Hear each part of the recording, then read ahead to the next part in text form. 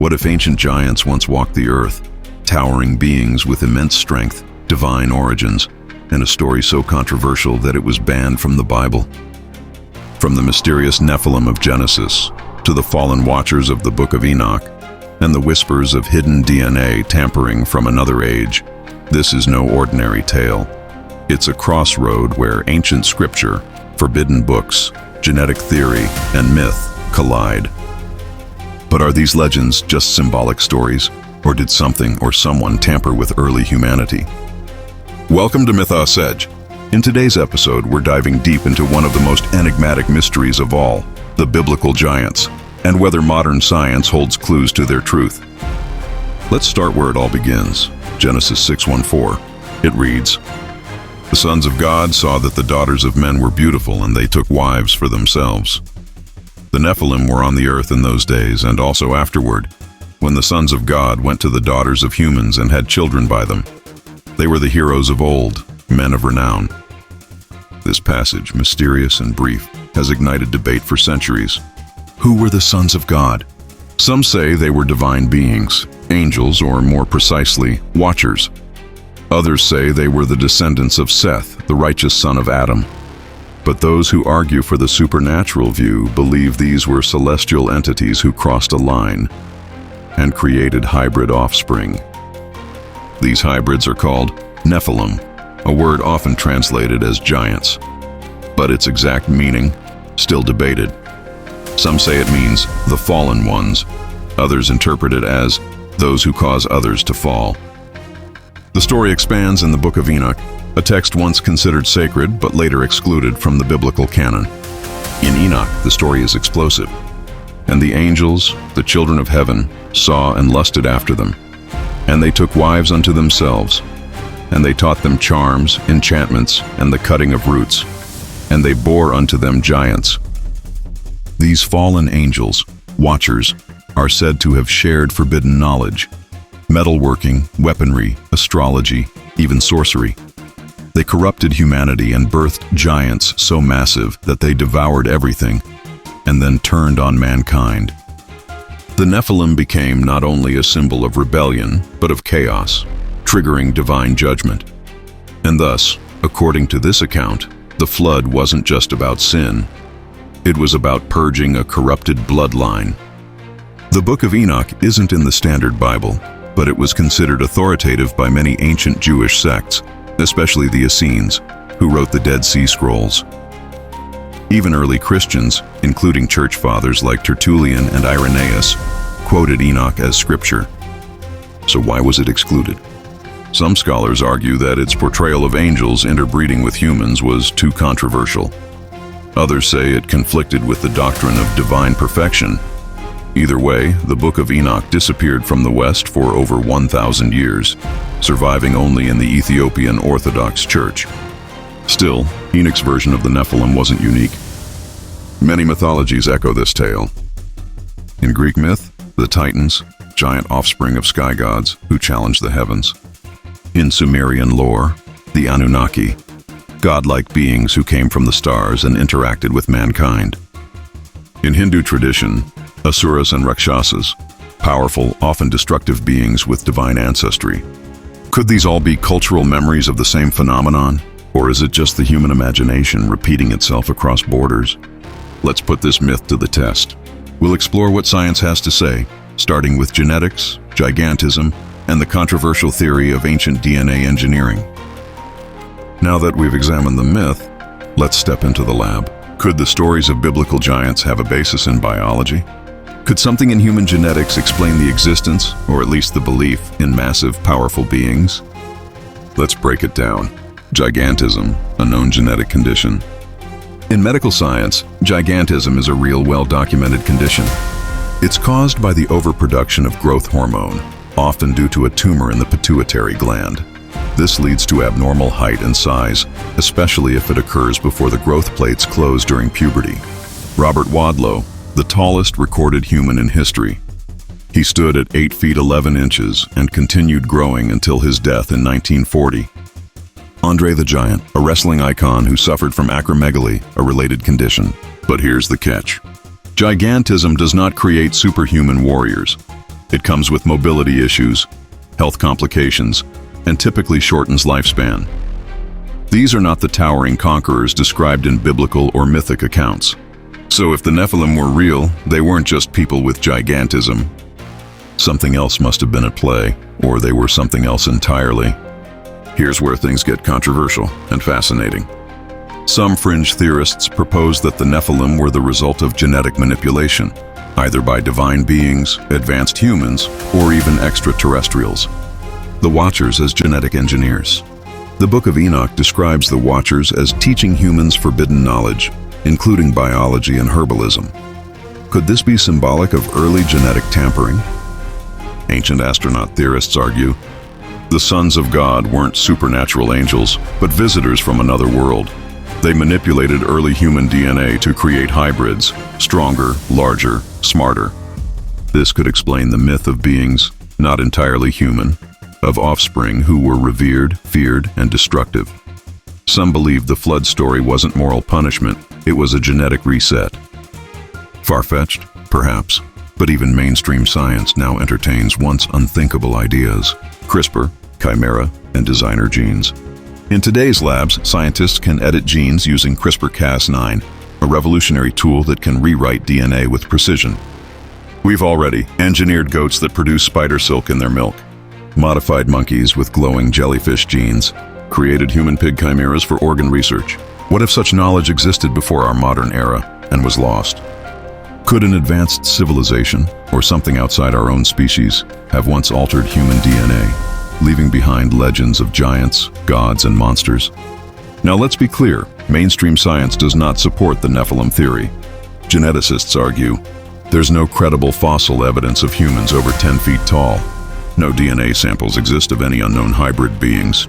Most giant skeletons found throughout history were hoaxes, misidentified megafauna, or deliberate exaggerations. Still, some archaeological finds raise questions. Giant skeletons in history. You may have heard the claims. In the 1800s and early 1900s, reports surfaced across the U.S. of giant bones unearthed, some said to be 7 to 12 feet tall. In Lovelock Cave, Nevada, local Paiute legends spoke of red-haired giants. Bones found there were unusually large. In Ecuador, massive femurs and skulls have been uncovered, but few have been studied or verified.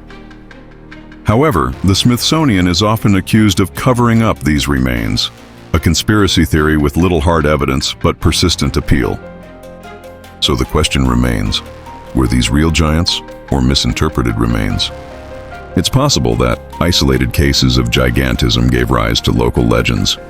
The combination of oral tradition, religious symbolism, and fear of the unknown transformed these figures into monstrous Nephilim.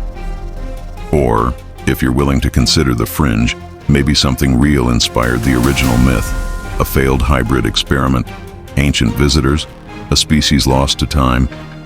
Whatever the truth, the scientific questions only deepen the mystery. The Nephilim may be ancient history, but their influence? Still very much alive. In myths, symbols, conspiracy theories, and even the digital age, these beings refuse to fade. So how did the story of biblical giants become a global obsession? Let's trace their legacy. Long before modern theories, cultures around the world told strikingly similar stories of giant beings, powerful, sometimes divine, often destructive. The Titans, born of Uranus and Gaia, were massive beings who ruled before the Olympians. Their war, the Titanomachy, echoes the rebellion of the Watchers. The Jotnar, giants who lived in Jotunheim, were primordial forces, often at odds with the gods of Asgard. The Anunnaki were celestial beings said to have created humanity. Some fringe theorists link them to the Watchers, and even propose genetic experiments in ancient Mesopotamia. Both civilizations spoke of past ages populated by giants who were destroyed in cataclysms. Across time and geography, we see the same pattern. Giants born of divine unions, punished for hubris, remembered as destroyers. Coincidence or memory? Here's where the legacy turns personal. Some fringe theorists believe that the Nephilim bloodline never truly died. They argue that after the flood, some of their descendants, like the Anakim, Rephaim, and Og of Bashan, survived. From there, the theory goes deeper, way deeper. Certain secret societies, royal bloodlines, or even powerful elites are believed by some to be descendants of the Nephilim, carriers of ancient altered DNA. In Genesis 6:4 it says, "The Nephilim were on the earth in those days, and also afterward." And afterward, could this be more than a passing note? Some researchers, especially in fringe archaeology and conspiracy theory circles, suggest that the Freemasons, Illuminati, or even global leaders are keeping ancient knowledge hidden. Structures like the Great Pyramid, Stonehenge, and Göbekli Tepe were not just architectural marvels, but markers of forgotten technology left behind by godmen. The desire to maintain a pure bloodline is based on preserving Nephilim DNA, either as a divine right to rule or a biological key to power. These theories are hard to prove, often dismissed by mainstream scholars, but they persist. Why? Because they offer a compelling narrative that a forgotten race altered the course of humanity, and their legacy still shapes who holds power today. Now let's fast forward to today. We are on the verge of creating something post-human. AI with superintelligence, genetic engineering of superhumans, brain-computer interfaces. What if the Watchers of ancient times weren't just spiritual beings, but symbols of advanced knowledge? What if we are becoming them now? Consider this. The myth of the Nephilim warns what happens when forbidden knowledge is misused, when we play God. Are we repeating the same cycle today? Creating life without understanding consequence, seeking immortality through technology, building giants of data, power, and intelligence beyond our control. Could the Nephilim return, not as flesh and blood giants, but as digital titans we create ourselves? Were the Nephilim warnings of the past, or prophecies of our future? So where does the truth lie? Were the Nephilim real? Was Genesis 6 a historical report, a metaphor, or something in between? Let's put myth and science head-to-head one last time. From a symbolic perspective, the Nephilim serve as powerful archetypes. They represent the danger of hubris, crossing divine boundaries. They illustrate the consequences of forbidden knowledge. They embody the chaos that follows when power is wielded without wisdom. This mythic pattern appears again and again. The Tower of Babel, Prometheus stealing fire, Pandora opening the box, the Watchers giving humanity secrets it wasn't ready for. As literature, the story warns, be careful what you seek. Not all knowledge brings light. Mainstream science is skeptical, and for good reason. No verified skeletal remains of giants have ever passed peer review. Genetic studies show no trace of non-human hybridization in our DNA. The giant skeletons often turn out to be extinct megafauna, like mammoths or mastodons. Hoaxes created for 19th century newspapers. Normal human skeletons distorted by soil pressure or burial rituals. Still, there are mysteries science can't yet fully explain. The out-of-place artifacts found in ancient strata. The precision of ancient architecture that defies known tools. The global consistency of giant myths without contact between cultures. While not proof, these anomalies keep the door open, at least a crack. The third way, symbol and science. Some thinkers propose a hybrid view. Maybe the Nephilim weren't literally 30-foot monsters, but neither were they purely metaphor. What if they were a now extinct offshoot of Homo sapiens, or hyper-developed elites from a lost civilization, or simply real humans elevated in myth across generations? Anthropology teaches us that myth often preserves real events, distorted over time. Consider the Trojan War, once a myth, now considered historical. Could the Nephilim be the same? Even today, the following questions remain open. Why does almost every ancient culture mention giants? Why did the Book of Enoch vanish for 1,000 years only to reappear in Ethiopia? Why does Genesis say the Nephilim were on the earth in those days and also afterward? Why are so many giant myths connected with divine punishment, like the flood? These mysteries haunt the margins of science, faith, and myth. And maybe that's the point. At the edge of history and belief lies a truth not easily defined. Maybe we'll never find giant skeletons with alien DNA. Maybe we already did and misinterpreted the evidence. Or maybe, just maybe, the Nephilim were never physical, but a shadow cast by our own ambition. A warning about playing God, about crossing boundaries, about becoming watchers ourselves. Here on MythosEdge, we don't claim all the answers, but we ask the questions others fear to touch. Giants may have fallen, but their shadow still walks beside us. What do you think? Were the Nephilim real? Were they gods, giants, or just myth? Drop your theories in the comments. Like, subscribe, and join us for more myth versus science deep dives. This is MythosEdge, where the ancient past meets the cutting edge.